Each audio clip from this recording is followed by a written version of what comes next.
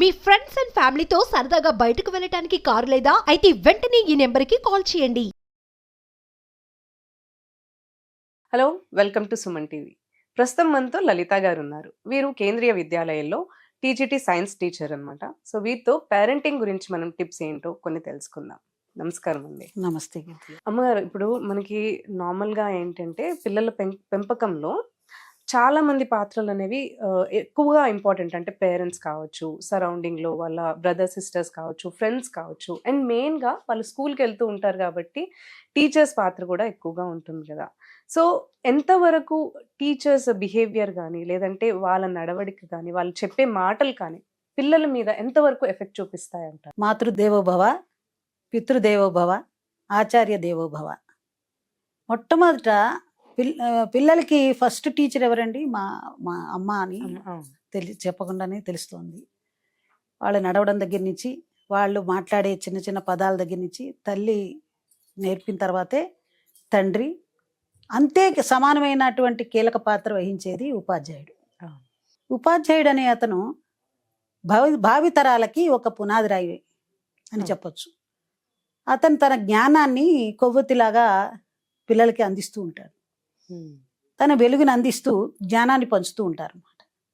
ఈ ఉపాధ్యాయుడి పాత్ర పిల్లల మీద చాలా ప్రభావం చూపిస్తూ ఉంటుంది.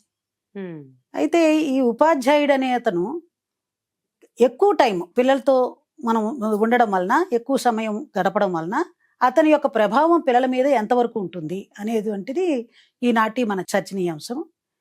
ఇందులో మనము ఉపాధ్యాయుడు ఏ విధంగా ఉండాలి, ఏ విధంగా ఉంటే పిల్లలు వాళ్ళ దగ్గర నుంచి నేర్చుకుందుకు కానీ, వాళ్ళ యొక్క ప్రభావం వాళ్ళ మీద పడ్డానికి కానీ అవకాశం ఎంతవరకు ఉంటుంది అనేది మనం చెప్పుకోవచ్చు. ఉత్తమ ఉపాధ్యాయుడైతే ఏ విధంగా ఉంటాడు అనే విషయాన్ని మనం చర్చించుకుంటే, మొట్టమొదట జ్ఞానాన్ని కలిగి ఉండాలి. ఉపాధ్యాయుడు ఏమి బోధిస్తున్నాడు అనే విషయం మీద పూర్తి జ్ఞానం అనేది కలిగి ఉండాలి. రెండోది ఏంటంటే, ఆ బోధించే విధానం ఆహ్లాదకరంగా ఉండాలి. అది ఆహ్లాదంగా లేనప్పుడు పిల్లవాడు నేర్చుకుందుకు రెడీగా ఉండడు, బోరింగ్గా అనిపిస్తుంది. కొన్ని క్లాసులు గడితే స్తబ్దంగా పిల్లలు వింటూ ఉంటారు, టీచర్ మాట్లాడుతూ ఉంటుంది. అది ఎంతవరకు నేర్చుకుంటున్నారు అనేది ఏమాత్రం అర్థం కాదు. ఏదో టెక్స్ట్ బుక్ లో చదువుతున్నట్టే. అవునండి. ఉత్సాహభరితంగా ఉండాలి, వాళ్ళని ఉత్తేజింపజేయాలి. ఆ విధంగా ఉన్నప్పుడు తప్పకుండా పిల్లలు జ్ఞానాన్ని నేర్చుకుంటుంటారు. అంతేకాకుండా సృజనాత్మకత ఉండాలండి. సృజనాత్మకత అనేది టీచర్కి చాలా ఇంపార్టెంట్. ఏ విధంగా పిల్లలకి చెప్తే పిల్లలు గ్రహిస్తారు అనేటువంటిది ముఖ్యమైన పాయింట్. వివక్షత లేకుండా, ముఖ్యంగా మేడం ఆ టీచర్కి చాలా పార్షాలిటీ ఉందండి అనేస్తుంటారు పిల్లలు. కొంతమందిని మనం ముందే డిసైడ్ అయిపోయి ఈ పిల్లవాడు బాగా చదువుతాడు అని మైండ్లో పెట్టేసుకుని అతనికే బోధించడం కాదండి, అందరినీ. క్లాసులో టీచర్ ఎంటర్ అయిన దగ్గర నుంచి అసలు మొహంలో మన ఇంటి బాధల్ని మర్చిపోయి మనలో ఒక ఉత్సాహాన్ని కలిగి ఉంటే పిల్లల్లో కూడా ఉత్సుకత వస్తుంది. మనం వెడుతూనే నీరసంగా క్లాసులోకి లేటుగా వెళ్ళి క్లాసుల్లో వాళ్ళకి ఏ విధంగానూ మనం మన యొక్క ప్రభావం డెఫినెట్ గా అదే ఇంపాక్ట్ ఉంటుందండి. అది కాకుండా వాళ్ళతోటి మనం వాళ్ళకి ఒక ఆత్మవిశ్వాసాన్ని కలిగించాలి. వాళ్ళు ఈ పనిని నువ్వు చేయగలవు అంటే ఉన్న ఆత్మ నిర్భరత, నువ్వు చేయలేవు, యు ఆర్ యూజ్లెస్ అన్న పదంలో అసలు పిల్లలు నేర్చుకునేటువంటిది చాలా తక్కువగా ఉంటుంది. ఎంకరేజ్ చేయాలి, ప్రతిభని గుర్తించాలి, ఎంకరేజ్ చేయాలి. ముఖ్యంగా ఓర్పుతో ఉండాలి. వాళ్ళు ఇంకా అభివృద్ధి ఇప్పుడే నేర్చుకుంటున్నారని వాళ్ళు అడిగే ప్రశ్నలు మనకి ఒక ఫర్ ఎగ్జాంపుల్ 2 1 2 అనేది అందరికీ తెలుసు. కానీ ఆ పిల్లవాడికి, కొత్తగా నేర్చుకునే పిల్లవాడికి అది ఎందుకు, ఎలా వచ్చింది అనే ఒక జిజ్ఞాస అనేది ఉంటుంది. దాన్ని మనం వాళ్ళు అడిగే ప్రశ్నలు ప్రతి విషయంలో చాలా ప్రశ్నలు అడుగుతూ ఉంటారు. దానికి టీచర్లో ఉండవలసింది ఏంటంటే ఓర్పు, సహనం. ఈ రెండు ఉంటేనే ఆ పిల్లవాడు అడిగే ప్రశ్నలకి కుతూహలంగా మనం కూడా విని సమాధానం చెప్పడం ద్వారా అతనిలో ఉన్నటువంటి ఆసక్తిని మనం పెంపొందించవచ్చు.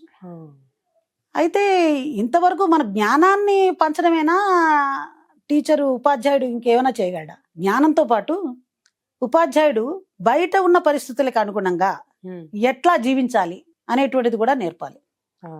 అది రానప్పుడు ఈ విజ్ఞానం దేనికి పనికిరాదండి. కరెక్ట్. సమాజంలో బతకడం అనేటువంటిది కూడా చాలా ముఖ్యమైన పాత్ర. అవును. ఈ పాత్రకి ఉపాధ్యాయుని యొక్క పాత్ర ఎంతో ఉంది. అవును. అంతేకాకుండా ఇప్పుడు 30 నిమిషాలు నా క్లాసు, నేను 30 నిమిషాలే నాకు టీచర్తో, నేను టీచర్ని, నాకు సంబంధం, ఆ సబ్జెక్ట్ నేను చెప్తా, అంతటితో ఆగిపోదండి. టీచర్ అనేది, ఉపాధ్యాయుడు అనేటువంటి వాడు 24 గంటలు 365 రోజులు పిల్లలకి వాళ్ళకి కావాల్సిన ఎగ్జాంపుల్స్ కానీ, వాళ్ళకి కావాల్సినటువంటి ఒక సబ్జెక్ట్ మీద వచ్చేటువంటి ప్రశ్నలు కానీ సమాధానం చెప్పడానికి అవైలబుల్గా ఉండాలి 24 గంటలు. ఆదివారం కాదు, రాత్రి 10 గంటలకు కూడా ఒక ప్రశ్న, నాకు ఈ ప్రశ్న వచ్చింది టీచర్, నాకు దీని సమాధానం కావాలన్నప్పుడు అది సెల్ ఫోన్లో మనకి క్లిక్ అనగానే మనం అలర్ట్ అయిపోయి ఇమీడియట్గా చెప్పగలిగిన ఆ సామర్థ్యం ఉన్న టీచర్ని ఎవరండి మర్చిపోతారు. అలాగే చిన్న చిన్న ఎగ్జాంపుల్స్, క్లాస్లోకి వెళ్ళంగానే టీచరు తన టిఫిన్ బాక్స్ తెరుచుకుని తింటూ ఉన్నారనుకోండి, లాస్ట్ బెంచ్లో పిల్లవాడు కూడా పర్వాలేదు టీచర్ తింటున్నారు కదా, నేను కూడా తినేయచ్చు అనుకుంటారు. డిసిప్లిన్ అనేది వాడు నేర్చుకున్నప్పుడు మనం రోల్ మోడల్స్గా ఉండాలి. ఉపాధ్యాయుడు అనేవాడు రోల్ మోడల్గా ఉన్నప్పుడు పిల్లవాడు కూడా అదే నేర్చుకుంటాడు. వాడు కట్టుబాట్ల దగ్గర నుంచి మనం వేసుకున్న తీరు, మనం ఎలా బట్టలు వేసుకున్నాము, ఏ విధంగా తయారయ్యాము, ఏ విధంగా మనం క్లాస్లో ప్రజెంట్ చేస్తున్నాం అనేది అంతా గమనిస్తుంటారండి. పిల్లలు ఏమి గమనించటం లేదని అనుకోవడం అపోహ. ప్రతి విషయాన్ని, చిన్న చిన్న విషయాల్ని గ్రహిస్తారు. వాళ్ళకి ఎంత టీచర్ మీద ఎఫెక్ట్ ఉంటుందంటే, ఒకరోజు నేను ఒక చిన్న ఎగ్జాంపుల్ చెప్తానండి. ఒక చిన్న పిల్లవాడు నా క్లాస్లో ఒక గులాబీ పువ్వు తీసుకుని వచ్చాడు. అది నేనే పెట్టుకోవాలని వాడి ఆశ. సో అది పట్టుకుని చివరి పీరియడ్, లాస్ట్ పీరియడ్లో నా క్లాస్ ఉంటే అంతవరకు బ్యాగ్లో పెట్టుకుని అది చివరిలో నాకు మాత్రమే ఇచ్చాడు. అంటే దాని రెక్కలు అవి ఊడిపోయి నలిగిపోయినా కూడా దానిలో ఉన్న అతని ప్రేమ ఎంత ఉంది అనేది మనం గ్రహించగలుగుతాం. అంటే దీన్ని బట్టి ఉపాధ్యాయుని యొక్క ఎఫెక్ట్ పిల్లల మీద చాలా ఉంటుందనేది మనకి చెప్పకుండానే అర్థమవుతుంది. అవును. ఇంట్లో పేరెంట్స్ చెప్పినా కానీ లేదు, మా టీచర్ ఇలా చెప్పింది అనే మాటే అంటారు వాళ్ళు, లేదు అందుకనే ఫాలో అవుతూ ఉంటారు. కరెక్ట్. పిల్లలకి తల్లిదండ్రుల కంటే కూడా టీచర్ మీద ఒక విశ్వాసం. ఆ విశ్వాసానికి కారణం ఏంటి? టీచర్లో కంప్లీట్ నాలెడ్జ్, జ్ఞానం ఉంది. ఆ జ్ఞానాన్ని అందించే విధానం ఉంది. అంటే ఈ మధ్య కాలంలో ప్రైవేట్ స్కూల్లో బిఎస్సి, ఎంఎస్సి అలా డిగ్రీస్ ఉండగానే టీచర్గా తీసుకుంటున్నారు. కానీ జ్ఞానం ఉంది వాళ్ళకి, కాదని నేను అనడంలే. కానీ ఆ బోధించే విధానానికి ఒక బిఎడ్ అనే ఒక డిగ్రీ ఉంది. అది ఉంటేనే ఆ బోధన విధానం ఏంటి అనేది తెలుస్తుంది.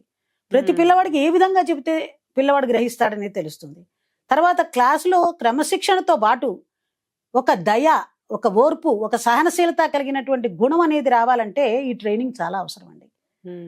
అయితే టీచర్ అనేవాడు ఒక ఉపాధ్యాయ పాత్రే కాదు, ఒక కళాకారుడు, ఒక పోలీస్, ఒక సంగీత విద్వాంసుడు, అన్ని రకాల పాత్రలు పోషించాలి. అది ఎలా అని కొన్నిసార్లు పేరెంట్ లాగా కూడా బిహేవ్ చేయాలి. Parent, yes.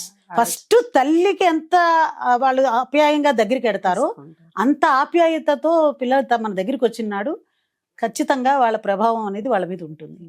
అంతేకాకుండా పిల్లలు ఏం చేస్తారంటే, ఈ టీచర్ అనేటువంటి వాడు పోలీస్గా ఎందుకు ప్రవర్తించాల్సి వస్తుంది?